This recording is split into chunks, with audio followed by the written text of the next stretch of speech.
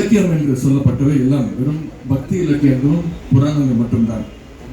Our leaders invoked Tamil literature to propagate rationalism and promote scientific temper. Leaders like Anna and Kalaignar popularized Tamil literature that was rooted in human life and popular culture, like Tirukkural, Silappadigaram, Purananuru and Toldapiyam among the people. To understand that ethos, we have to travel back to the early 20th century. The self-respect movement, the forerunner of the Dravidian movement, rose to resist what it saw as cultural and linguistic domination. The Dravidian movement placed Tamil as the core of its identity. Tamil wasn't seen merely as a medium of communication, but as a voice of a community seeking recognition, dignity, and independence from the Hindi imposition. The push to make Hindi the official language during the 1930s and later in the 1960s stimulated the Dravidian movement as it was perceived as an existential threat to Tamil culture and linguistic identity. The Dravidian movement recognized the potential of literature to serve as both a cultural force and a vehicle of social change. Certainly, Periyar's writings, manifestos, and editorials content caste-based oppression, male-dominant practices, rigid social structures. He voiced for the self-respect for everybody. Our leaders harnessed literature as a tool to connect with the masses. Parroting Anna and Dr. Kalaigner's speeches, infused with literary references, poetry, and wit, made the political philosophy of the Dravidian movement easily understandable to all the masses.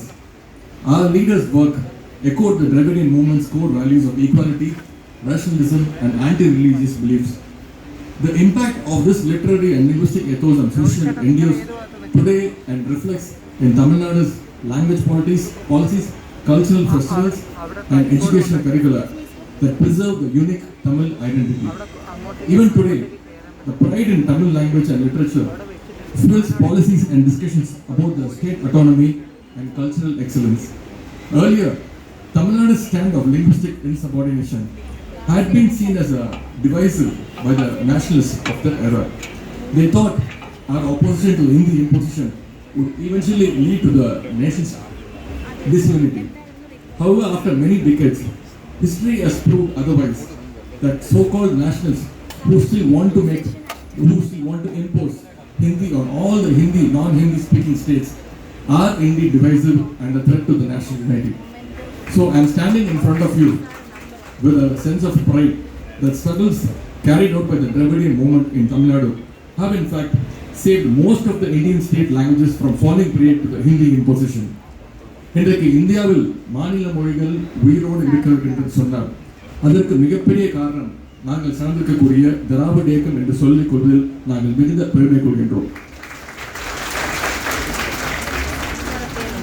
The Dravidian movement also attempted to rationalize the Tamil language itself. Our leader, Periyar, questioned the gender-biased words in Tamil languages such as vidavai, which means a widow, and also a word bachari, which means prostitute. And Periyar asked what equivalent words were there to refer to a man who loses his wife and the one who visits a prostitute. Surprisingly, Periyar raised these issues when feminism has not even caught the imagination of the European societies. The Dravidian Politics questioned all the pre-existing interpretations over Tamil literature and it introduced fresh and progressive meanings. This is the main reason Tamil has become a political weapon of the Dravidian movement, with which it was able to rally large numbers of people, particularly the working class. As Dravidian leaders expanded the reach, Tamil cinema became an influential platform to amplify the Dravidian ideology. Before 1950s, Tamil cinema was heavily Sanskritized and released with anti-scientific themes. That era's cinematic language was accessible mainly to the upper caste and the affluent audiences. Downtrodden people watched cinema, but they hardly understood anything. It was the advent of the Dravidian movement that changed the situation. However, later, after the 1950s, cinema emerged as a dominant medium for political messaging, with movies delivering socially conscious narratives and dialogues that resonated with the masses. Dialogue writing became an art form through which the political ideals could be seamlessly woven into entertainment, achieving unprecedented reach among both the urban and the rural audiences. Periyar Anna's movie, Velekari, which means The Servant Maid, a drama that laid bare the injustice of caste and class, resonated with audiences.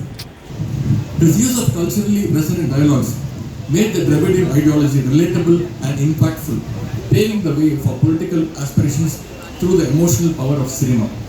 Before entering politics, as you all know, I had a small stint in the Tamil film industry. The Tamil film industry is doing business with billions now. Similarly, we have a very thriving film industry in Kerala. In fact, I like most of the Malayalam films being made in the recent times. Likewise, Telugu and Kannada film industries are also performing very well.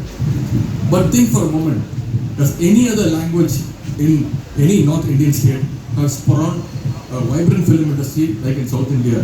The answer is a very big no. Almost all the languages spoken in the North Indian states have given way to Hindi. As a result, they have only Hindi films, that is Bollywood.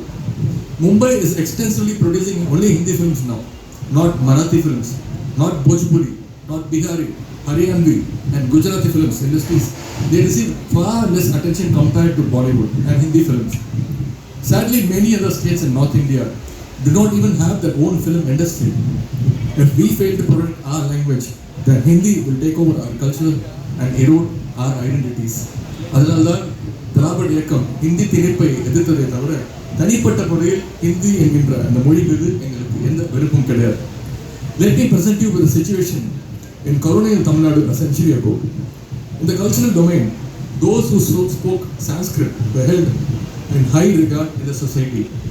Sanskrit denied equality, honor and progress to the Tamil masses, especially to the lower caste, women and the working class people. முன்னொரு காலத்தில் தமிழ்நாட்டில் கலாச்சார விஷயங்களில் சமஸ்கிருதம் பேசுவதில் தான் அதிக மரியாதை தரப்பட்டது.